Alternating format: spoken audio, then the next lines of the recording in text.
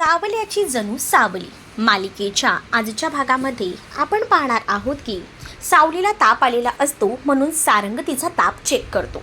त्याच वेळेला त्याच्या लक्षात येतं की सावलीला 101 ताप आलेला आहे.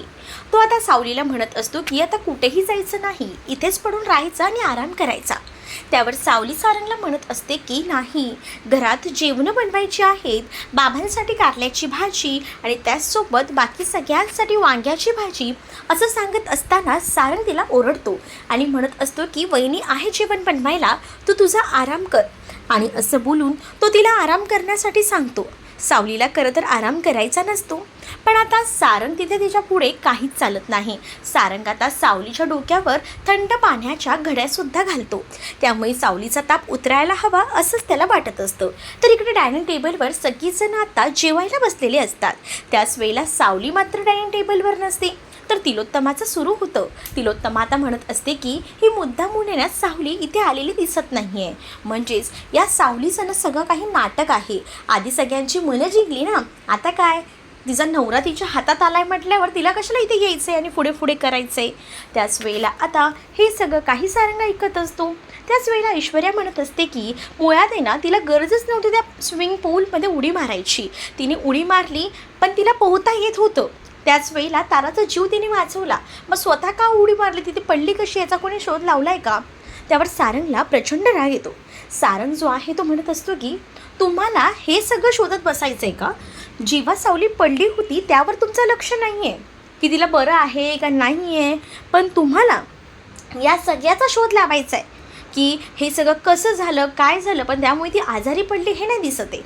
आणि त्यामुळे आता सारंगला इथे कोणासोबतच बसून जेवायचं नसतं.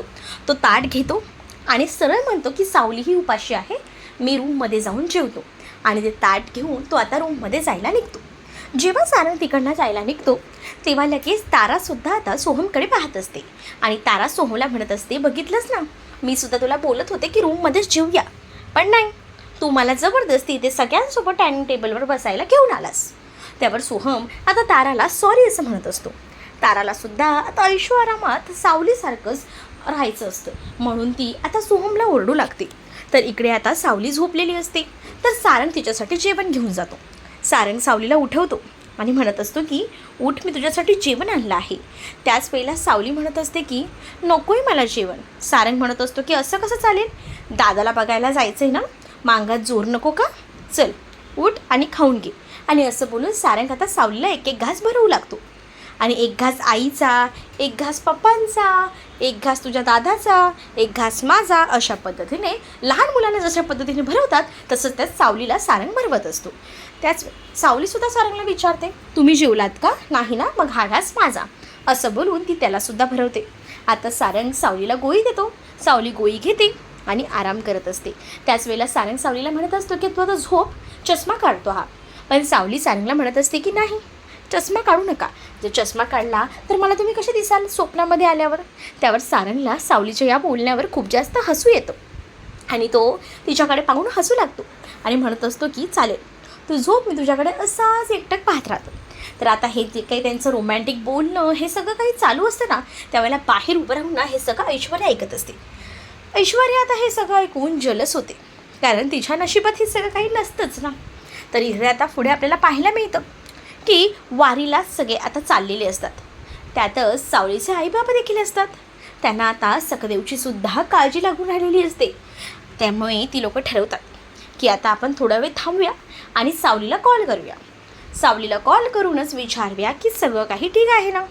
त्यानंतर आता सावलीच्या बाबांनी सावलीला कॉल केलेला असतो. त्यानंतर ते आईला फोनवर बोलायला देतात. तर आई सावलीला विचारते की दादा कसा आहे. त्यावर सावली सांगत असते की आई, तू बिलकुलही काळजी करू नकोस, दादा आता पूर्णपणे बरा आहे, दादावर उपचार होत आहेत हॉस्पिटलमध्ये, यांनी ॲडमिट केले, तू काळजी करू नकोस, दादा पहिल्यापेक्षा खूप चांगला आहे, असं देखील सावली आपल्या आईला सांगून धीर देऊ लागते. त्यावर आईसुद्धा आता म्हणू लागते की खरंच आम्हाला जावई ना अगदी सोन्यासारखा मिळाला आहे, विठ्ठलाचीच कृपा आहे बघ. आणि असं बोलून ती म्हणत असते की तुझ्या संसाराची सुद्धा तू काळजी घे, आता नव्या संसार आहे, आमची तर आम्ही काळजी घेतोच आहे आणि तुझ्या संसाराची तू जास्त काळजी घे, असं बोलून आई फोन ठेवते. सावली समोर असलेल्या विठ्ठलाला हात जोडून नमस्कार करते. त्यानंतर सावली आता रूममध्ये जाते आणि सारंगला उठवत असते. सारंग मात्र निवांत झोपलेला असतो. सावली आता घरामध्ये पूर्ण उजेड करते, त्यामुळे आता सारंगला जाग येते. सारंग काय करतो, तोंडावर एकदम चादर वगैरे घेऊन झोपून जातो. पण सावली त्याच्या तोंडावरची चादरसुद्धा काढते आणि म्हणत असते की उठा, आता उशीर झाला आहे. तर आता सारंग सावलीला तिकडनं जाऊ देत नसतो, तिचा पदर खेचतो. त्यावर सावली म्हणत असते की काय चाललं आहे तुमचं. सारंग म्हणत असतो, मी माझ्या बायकोला हात लावते, काय झालं मग, मी दुसऱ्याच्या कोणत्या बायकोला छेडायला जात नाही आहे. आणि असं बोलून तो तिला आपल्या जवळ ओढतो. सावली म्हणत असते की उठा, कामं बाकी आहेत माझी सगळी, इथे मी बसून राहणार नाही आहे. आणि असं बोलून ती तिकडनं उठत असते. सारंग मात्र तिला थांबवायचा प्रयत्न करतो, पण सावली काही आता ऐकत नाही. तर सारंगला आता सावलीमुळेच खूप जास्त हसू येत असतं. सावली बिचारी किचनमध्ये येऊन काम करत असते, तेवढ्यातच सारंग किचनमध्ये सुद्धा येतो. समोर अमृता वहिनीला पाहतो, तर काय आता त्याला काय बोलावं कळत नसतं. त्याच वेळेला तो म्हणतो की काल हिला बरं नव्हतं ना, म्हणूनच जरा बघायला आलो होतो. त्यावर अमृता म्हणते की अहो, बायका लगेच बऱ्या होतात आणि कामालासुद्धा लागतात. त्याच वेळेला आता सारंग सावलीला जवळ घेत असतो आणि त्यावेळेला मध्ये अमृतावहिनी असते, त्यामुळे आता दोघांची थोडी चुकामुक होते. तर सारंगला सावली म्हणू लागते की अहो, इथे झुरळ आहे. अमृता म्हणते कुठे झुरळ. सारंगच्या समोरच आता सावली म्हणते इथे मिशीवाला झुरळ आहे. तर तिला या सगळ्याबद्दल खरं तर सारंगबद्दल बोलायचं होतं. सारंग निघून गेल्यावर आता अमृता विचारते, तू आपल्या सारंगबद्दल बोलत होतीस ना. तर इकडे आता ऐश्वर्या आणि घरातले इतरही मेंबर्स हॉलमध्ये जमलेले असतात. तिलोत्तमा आता बाहेर जायला निघालेली असते. त्याच वेळेला तिलोत्तमा सगळ्यांना समजावून सांगते की आम्ही काही दिवस नाही आहोत, तोपर्यंत घर व्यवस्थित सांभाळा. ऐश्वर्या, माझा तुझ्यावर भरोसा आहे, तू आपला ऑफिससुद्धा व्यवस्थित सांभाळशील आणि आपलं घरसुद्धा, म्हणूनच तर मला बिलकुलही टेन्शन नसतं.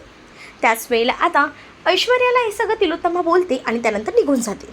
त्यावेळेला आता सोहम सगळ्यांना म्हणत असतो की आता घरात राहिले आहेत 4 कपल्स आहे, तर आपण मस्तपैकी आता टाईम स्पेंड करूया, मस्तपैकी गेम्स खेळूया, हनीमून करूया.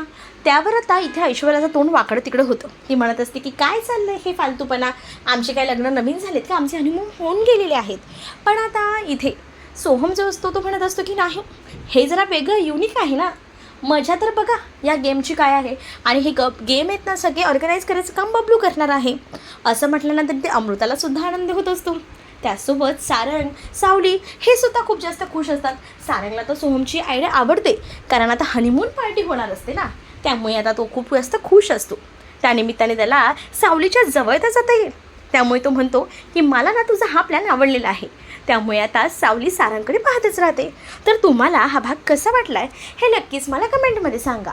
आणि अशाच नवनवीन भागांसाठी आपल्या चॅनलला सुद्धा सबस्क्राईब नक्कीच करा.